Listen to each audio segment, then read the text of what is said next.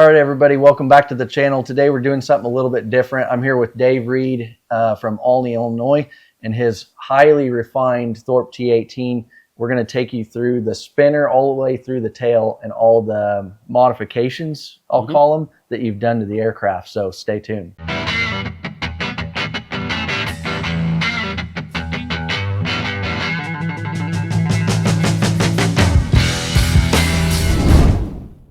So behind me is Dave Reed's Thorp T-18. A little bit of a background on the airplane real quick.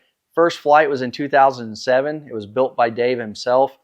In 2011, the tornado at Sun and Fun totaled the airplane, in which Dave rebuilt the airplane and made many revisions to it and made it into what you see today.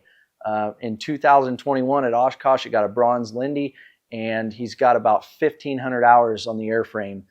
All flown himself, of course. So we're going to get into this airplane, show you every nut and bolt of it, and show you some of the really cool revisions and improvements that Dave has made to this airframe.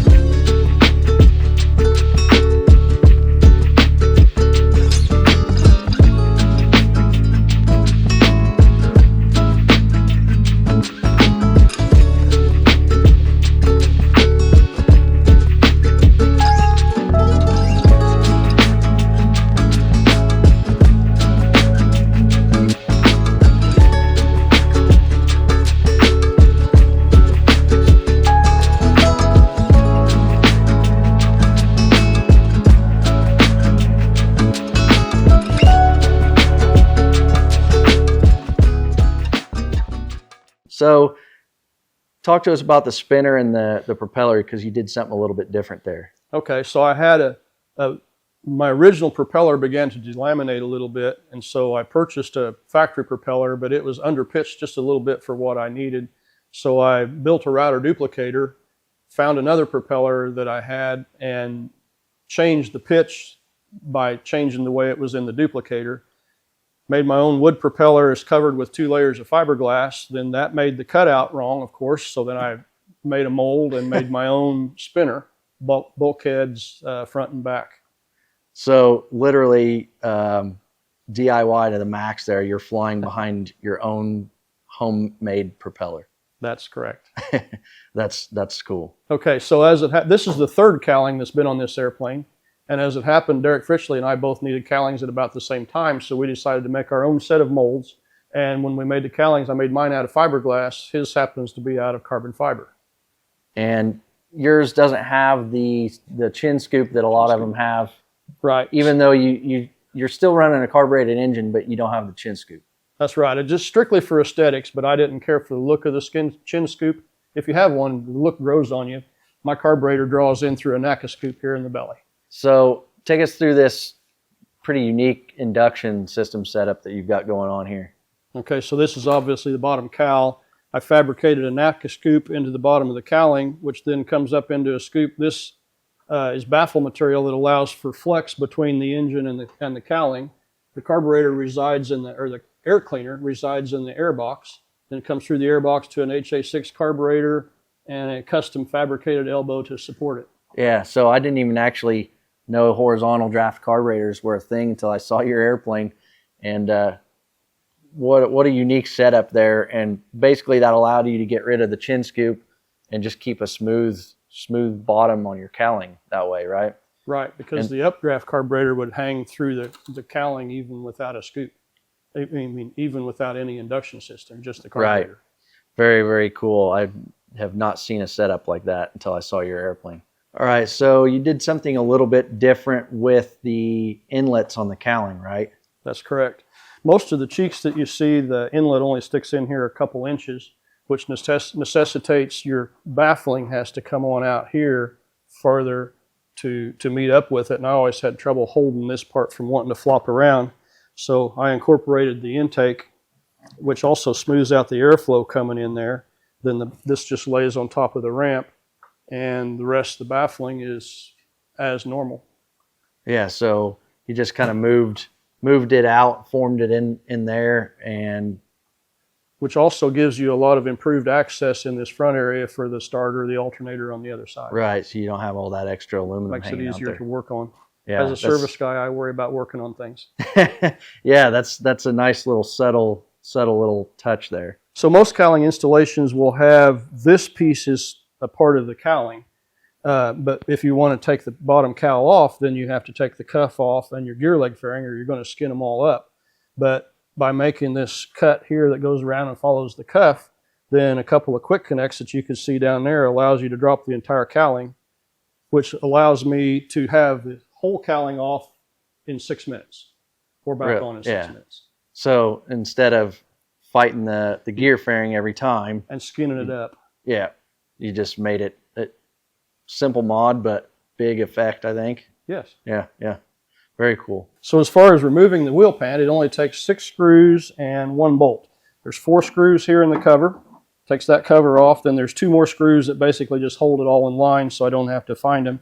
And then there's a through bolt here in the axle that passes all the way through and catches this nut plate that's on the outside, because I didn't want to have any exposed fasteners on the outside of the wheel pant. Yeah, so it's a completely smooth and clean wheel pant. Makes a smooth, makes a smooth finish on the outside. And then the gear leg fairing. The gear leg fairing, the back side of it. A lot of people run a piano hinge up and down through here. Mine, it just simply pushes inside of it and snaps into the folded trailing edge.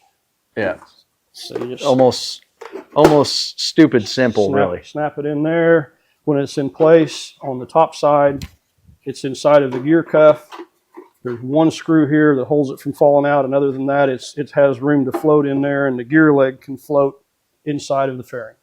Yeah, and you said you've got about 1,000 hours on this setup. I would say I've flown this 1,000 hours. Yeah, and no repairs, works perfect. Yes. Simple is better.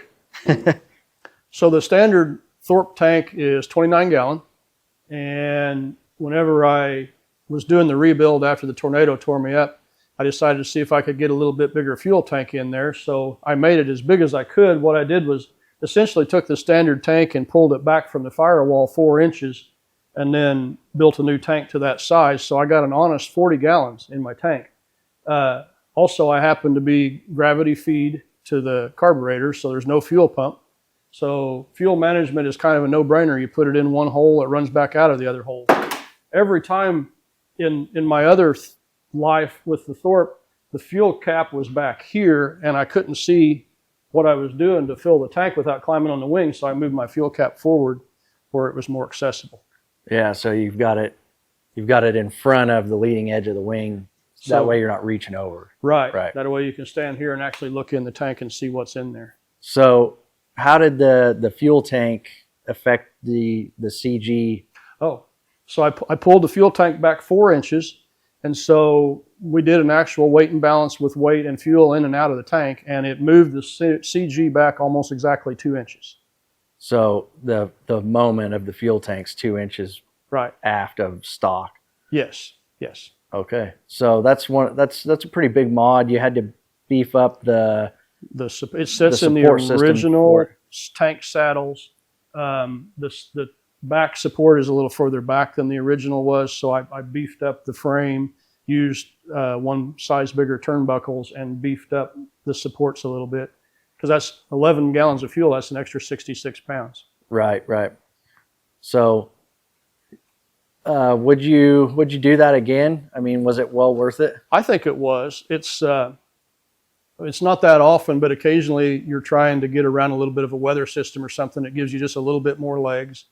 I burn 91 octane car gas when I'm here at home. If I'm out on the road, I'm burning 100 low lead.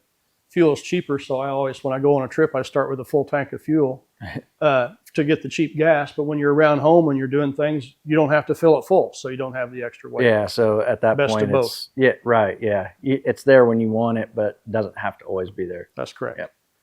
So even with my original build, I didn't have any instruments, so rather than buying a bunch of steam gauges, it was no more expensive for me to buy a glass panel. The side benefit to putting the glass panels in is that they are not as deep as the traditional instruments are, so that gave me enough room behind the panel that I was able to slide the gas tank back in a conventional 6-pack instrument panel, there wouldn't be room to do that. The way I built mine, it mounts right down here on the top of waterline 42, and I've just got a hinge pin there and then 2 screws here, which I've already taken out. So if you need to work behind the panel, it's just a simple matter of tipping it forward, and you can get back there. You can also see how close then everything is close to the fuel tank. Yeah, so you've basically, you said some of your instruments and stuff actually come up within a ½ inch of the fuel tank. So right. That's why this bracket or this plug has been remade, was to get clearance. If the wire's stuck out, they hit the tank. So you basically took advantage of modern avionics and used all the extra space for fuel. Right. So I've noticed a lot of canopies, when you open and close them, they scrape and scratch and go on because it's metal against metal in here where things rub. But as you notice, mine rolls pretty easy. I've taken every place that would be rubbing, which is between here and the rollers, and back here you can see right up in there. And I put a piece of nylon in there, so it's actually nylon that rubs, and that makes the canopy roll extremely smoothly. And then as far as removal, if I just take these 2 screws and loosen them up a little bit, which I've already done, there's a small notch in the track on the inside. When you line it up with the track, you just push it in and just lift it out. Go do the same thing to the other side, just lift the canopy off. Yeah, instead of, like, I know whenever I first went to take mine off, I was unbolting the rollers and I hated and that. everything to try and get it out of there. It's hard to get to that bolt up in there to take that one loose. Yeah, I know. So yeah, just a little simple notch. Actually, somebody watched my YouTube video and sent me that mod whenever they saw me how I took it off. So and I didn't like the look of the skirt being shorter, so all I have to do is loosen these 2 screws. Otherwise, you have to cut the skirt shorter so that it can slide in over the top of this to allow it to come up. Right, so you just back those 2 screws out and then pop it out. Just loosen them a little ways. Simple, but makes your life a little bit easier. Right. So our seats are not by standard either. The seat backs, in the first place, it's in 2 different pieces, but the seat backs are just made of 1/4 inch plywood with upholstery on it, and all you have to do is pull 2 pins, and they are out of there and out of the way. So if I'm loading up, I can get in here and sit backwards in the seat. Karen hands me stuff, and I stuff it in the baggage compartment. Then utilizing every space that we can. The seat bottoms, once again, aren't by standard. This is just a ½ inch of plywood. And as you can see, I've taken out some of the standard supports, but I added one back here. There's no engineering behind that, except I've flown with it 1,000 hours. But this makes all the storage and everything much more easily accessible. Yeah, I mean, you're using every square inch of space to pack this thing full. You just pull 2 pins up here, and that part lifts out. And it's almost, correct me if I'm wrong, but I mean, that would be easier to build than the Plans seats. I think so, because the Plans seat, nothing wrong with it, but it's aluminum tubing with a aluminum plate in it, and it's all one piece. When it folds up, the seat back hits here, up here on the panel or something, you still can't get very good access to under the seat. I cram it full of stuff when we go on a trip. Yeah, so, I mean, a pretty good mod. I might have to rethink my seats.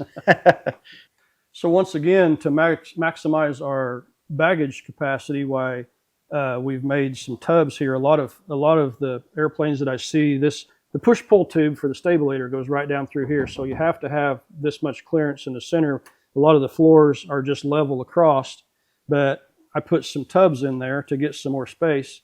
And then these are very easily removable. I've already taken the screws out, but you can take the screws out and the tub just lifts out, and at that point you can get access to the flat motor is down there, the servo for the autopilot is down there. That happens to be a smoke oil tank out there. Well, you've got the camera in there. We've also got another compartment back behind, which is placarded and limited to 10 pounds. But I've done the calculations and demonstrated that it's safe with that.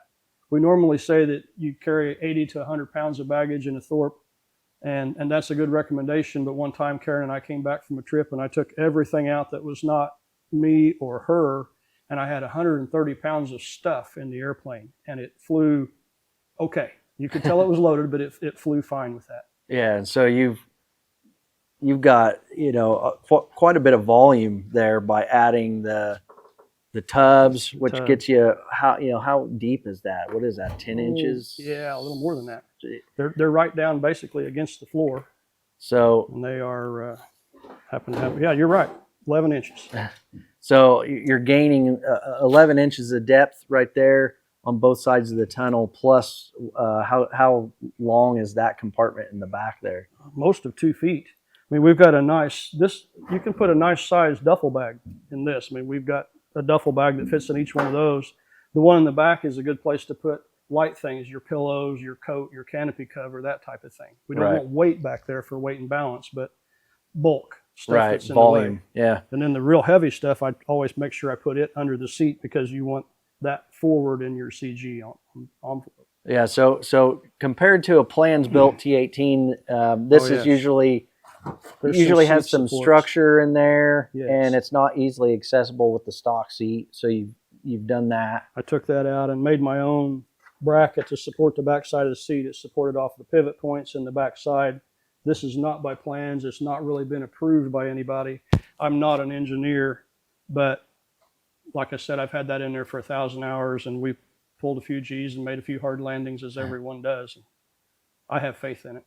And then you've added the tubs, which gained you depth there. You've added a baggage tray compartment in the back there. So you've increased the volume pretty substantially over a stock. Whenever we go to Oshkosh or Sun and Fun, we take 2 of us, I'll close for a week, and enough camping gear to get us by for a week. It's a lot of stuff. Yeah, people are amazed you can get that in there. Yeah, and a 2-seat airplane, that's pretty incredible. So I think definitely the baggage mods are kind of one of the highlights of this thing, because it really increases what you can take with you. I've done the same thing for a couple of my friends. maybe one more soon. We can do that. So this is the standard T-18 fuselage, which is 38 inches wide. That's the same as a Cessna 152, which is a little bit on the narrow side. So it's best if you can kind of minimize the upholstery. So if you notice, this is kind of sculpted out. There's a stringer down through here and some supports that have to be there. But I've recessed it in, which falls at your shoulder and your hip and makes it feel wider. To make this piece, we took a piece of fiberglass, which to get it out, you just raise it up and pop it out. And there you can see the fiberglass on the back side and the stuff that we had to come out and around. Yeah, so you just sculpted it around the structure and gave yourself the extra width where you can, which makes it feel roomier than some of the wider body version is 2 inches wider, and this feels more roomy than some of those if you put thick side upholstery on it. Yeah, so I've flown in a couple of these now, and I did notice that yours it just feels different with that contoured panel in there in the side versus having I know mine when I got it had a lot of padding there, and it really felt tight when you would sit in it. So there's various things that you can do, something that's spongy and gives, but this was simple enough, and we just laid fiberglass right over it. And it doesn't weigh anything, really. It doesn't weigh anything, and it's flexible. Yeah. I like that mod. I'll probably have to have you build me a set of those for mine. We can do that. So one other thing that I forgot to mention in relation to making the cockpit roomier is the original design had a squared tunnel, and it had the Johnson bar for the flaps, a little roll wheel for the pitch trim, and the rudder cables also run down through the center. Modification that many of us have made. My pitch trim and my flaps are on the stick. It's electric pitch trim, and moved the rudder cables from the center, moved them outboard so you can see up in front where they came in and went into upholstery. And then this is actually the rudder cable. It's in some tubing so it can't rub on any of the wiring. But that gives you the ability to make the tunnel much smaller, gives you more room for your hips, makes it feel more roomy. Yeah, which mine's got the outboard rudder cable mod, but it still has a square tunnel in it. Right. So I could and you probably can make that smaller after the fact. Right. So those aren't innovations. It's been done many times, and it's documented in the Thorp newsletters, I believe. It's a very good idea. Yeah. So in keeping with all the baggage mods, this one was probably my favorite of all of them. Yeah, go ahead and tell us about that little box there. So an issue I've had with putting all the baggage in the back is that I could get aft CG. And so in an effort to counteract that, what I did was I made this, there was some space in the motor mount. And so I made this box that goes in here, and I took and put my claw tie downs and the nails up here in the engine compartment, so that moved about 9 pounds from behind the center of gravity to the front of the center of gravity. So whenever you get to the show, you just pop the cheek off, which is all quarter turn fasteners, pull these out and throw them on the ground because they will be hot. And the other is just a piano hinge that holds the door shut. And the other neat thing about it, I guess, is there's one bolt on the back side that holds it. Whenever you get done, you just pull it out. And so it's just literally sits in there with one bolt back there that holds it in place. And it's just taking up what's basically empty void there inside the engine mount. And I can't tell it affects my cooling air any. Really? I was a bit concerned that might disrupt the airflow and make me run hot, but I can't tell it makes a difference. So, yeah, just I'm not sure if the engineers approve, but it helps with the weight and balance issues. Yeah, very, very. I don't think that I would have ever thought to put baggage there. I'll just say that. We have to use every nook and cranny.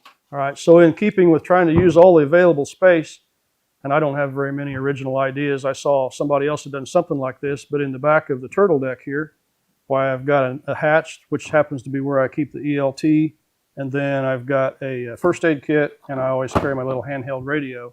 And also, usually when I'm flying, I throw some sectionals. Even though they're expired, they're still going to tell me where the airports are. And so you just basically, the fabric is the hinge. Fabric is the hinge. And then that's a good place to put my logo too that my buddy come up with. Yeah. Yeah, very cool. So, I mean, every time I think we're done filming, we find another baggage compartment hidden on this thing. Use all the available space. So what are you doing down there now? So I'm down here in the territory where normally you have to dive in from the front and come down head first and have your feet sticking out. But with the removable floor modification, if you're going to service your master cylinders or lubricate the brake pedals, or if you're going to do any work up here under the back side of the panel, the floor takes 10 minutes to remove the floor, and you can get up here and access all that stuff so much more easily. And that's the belly skin is a one-piece skin per plans. Originally, it went all the way to the firewall. What we do is we split it right here. The way I've done it is right behind the rudder pedals, so the rudder pedals can stay in place. And then there's a corresponding angle on the removable part, and there are 6 screws that go across here that hold the two together. But structurally, it's just as solid as it originally was. We put a screw every place that there would have been a rivet. Right, and you're not the first person to do it. There's a lot of Thorps out there at this point. I saw it done, and it's so much easier than letting all the blood run in your head while your feet are sticking out the top of the airplane. Yeah. I think that's well worth the effort. The time it takes to take it off is well saved. You save much more than that if you're going to work up here any amount at all. So as long as I was making the floor removable up here, while I was rebuilding the airplane, I decided to make as much access as I could. So actually, I may be the only one that I know of. This floor is removable from here, under the seats, and under the baggage compartment. You just take about 100 screws out. There's a number 6 screw and a nut plate each place that there should have been a rivet. But you drop that out, and that leaves easy access. My autopilot servo is back here. The flat motor is back here. The ADSB is back here. The smoke oil pump is back here. Those are all things you'd have to normally sit in your seat and bend over to about your ankles to work on. This makes it where you can take some screws out and you can just sit underneath and get to it. So the bottom area of the baggage compartment is accessible from below. Yes, that's as far back as I went. Everything's just nut plated and screwed. A nut plate and a screw at each location that should have been a rivet. And how many hours on that mod? You spend longer putting the nut plates in than anything. But I bought a air hydraulic rivet squeezer for doing all the nut plates. Actually, not as long as you would think. 3 good evenings, maybe. And probably, you know, as time goes on, you appreciate that more and more. As I get older and stiffer, yeah, Yeah. without a doubt. Yeah, so kind of expansion on the original removable floor mod, basically. Yep. So there's a couple things going on with the wing that we need to address. So you want to get into that? Okay, so this airplane is built according to John Thorp's original design, the original fuselage, the original wings. There was some people that fairly early on wanted to be able to trailer the airplane home, but of course the wings are too wide. So with John Thorp's blessing, Lou Sunderland redesigned the airplane to have a folding wing. So the original has 4-foot sheet of metal, the dihedral brake, and another 4-foot sheet of metal. The folding wing only comes out 2 feet to the dihedral brake, and then it's 6 feet on the angle. That 6-foot section folds back, and that allows you to trailer the airplane home. At the same time, he designed that with John Thorp's blessing, but at the same time that he did that, he also widened the cockpit 2 inches in order to keep the same profile, while he lengthened the tail 5 inches. Also, whenever he did that, the original Thorp had a bit of a reputation as being somewhat aggressive on the stall. This is the original airfoil for the nose rib here. Lou used a different airfoil, which if you lay them together, you can see it has more blunt on the leading edge, which makes it stall much more smoothly. My airplane stalls just like a Warrior. If you're coordinated, when you enter a stall, it just shudders a little bit and just kind of mushes over. Also, a happy coincidence while we're talking about the stall, this is my leading edge intake air vent that comes in a piece of PVC pipe that blows under your leg. But about 5 miles an hour before you stall, the wind blows up across that. Ooh, sounds just like a pop blowing across a pop bottle. That's my stall warning. So basically, for those that don't know, there's a Thorp T-18 and a Sunderland S-18 essentially is what we ended up with. Yes, or any combination of them, but yes. But they're backwards compatible. That's what I was getting ready to say. Right. So either wing would go on either fuselage, right, vice and versa. You can use any. The only difference in the airfoil is the nose rib, and the older ones will be this. The newer one could be either one. Right. So either wing could use either leading edge profile, and either fuselage can use either wing. That's correct. They got a bit of a bad reputation as having a nasty stall. We've learned that if you put a stall strip, a piece of 1/2-inch aluminum angle about 6 inches long, right in this neighborhood, you can experiment where it goes. That turns it into a totally different airplane. It takes it from an aggressive stall to just a very benign stall. And you would typically do that with the original profile. You only need it if you have the original airfoil, right, because it's a sharper leading edge. That just makes it stall inboard a little sooner. Makes it much more controllable. I've experienced both. And you would do the updated leading if I was edge profile. Building, yes, if I was building, I would use the Sunderland airfoil. Right. And a lot of people have used that. And then your landing lights are lit up there. Your landing light situation is a little bit different than, well, there's several out there that have that now, but I put it in the gap cut. I didn't want to cut a big hole in the wing skin someplace. I'm big on not committing in case I change my mind. And so I just mounted a 2-inch LED light behind the wing gap, and that way if I change my mind or something happens, all I have to do is change the wing gap cover and I'm back to where I was instead of having a hole in the wing. And it looks like it's supposed to be there. I mean, it works like it's made for it. Works well enough that I can see what number of runways before I land. Right. And we'll move around the backside because you did something pretty different with the ailerons there, yeah. So whenever I was building the airplane, I knew the original design has a line of rivets across the trailing edge of the flaps and the ailerons, which has a little strip of metal inside. It's hard to rivet that and keep the trailing edge straight. So Bill Williams told me about being able to fold the trailing edge. So I did it mostly for the looks, but you have the side benefit of it makes the controls lighter. The folded trailing edge is a little wider so that the air breaks loose easier and it makes it easier to turn the controls. my ailerons, whenever the first ailerons were built according to the plans, but after the tornado, when I rebuilt the ailerons, I didn't want the line of rivets that's up here, so I designed a one-piece aileron. It's easier to show with this, that this is the way it's made, and the line of rivets is here in the front along here, so you don't see the rivets. But I've still got 2 layers of metal here where it goes together, so I should have enough strength for the rivets, and this is made out of 25 thousandths instead of 16 thousandths as it's called out on the plans. At that point, I definitely stepped out and became an engineer, although that wasn't my ambition exactly. Yeah, so it's a one-piece skin that you did all those bends in a break. Yeah, that's a little bit of a trick, and it makes it a little harder to get the stiffeners in and build, but I really like the looks, and there again, I've had these on for about 1,000 hours, no problem.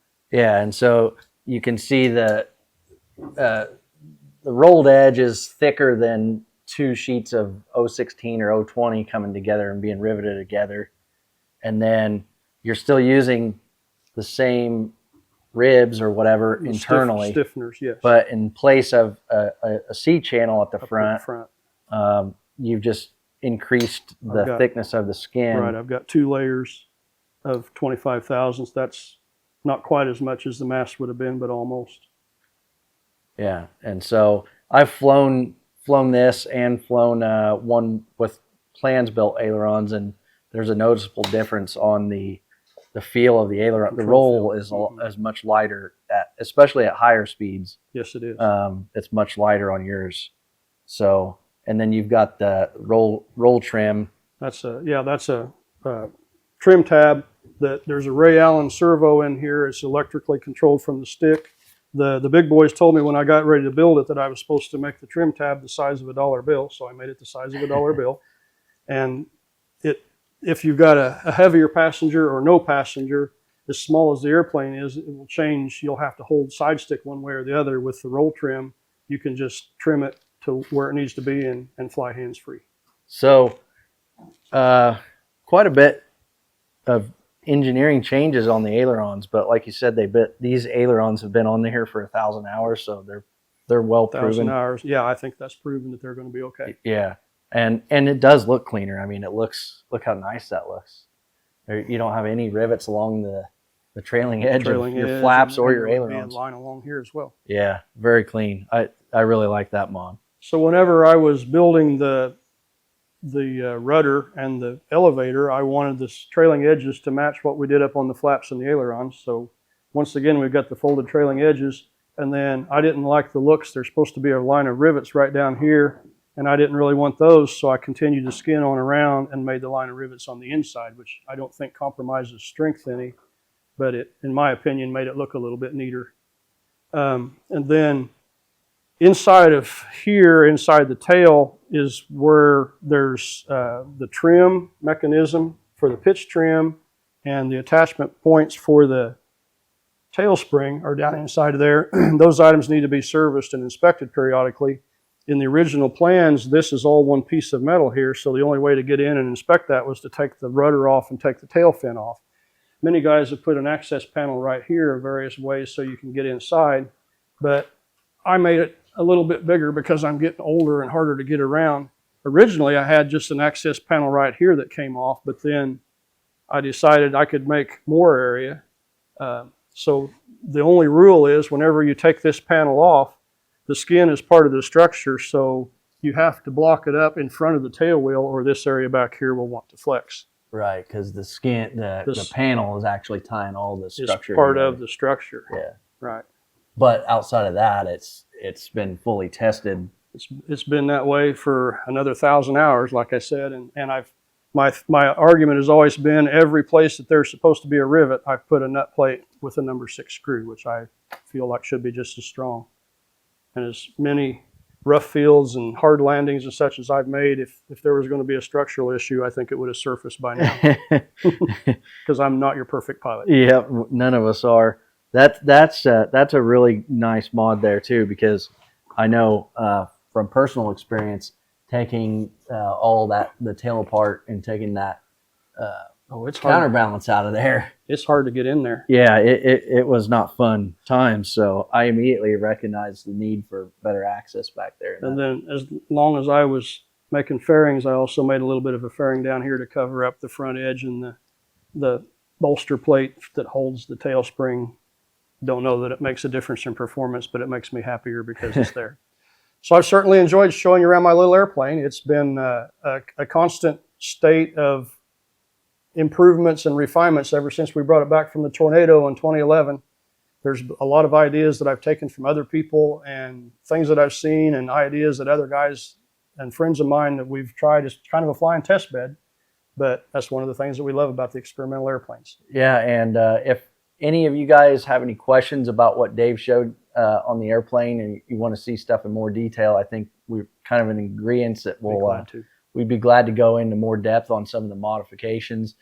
There's a whole other video that we could do just on the story of the airplane itself and the history behind it. But we wanted to save that for another video. This was really just a walk around to show all the modifications and all the refinements and evolutions of not just what you've done, but even just at Thorp's in general.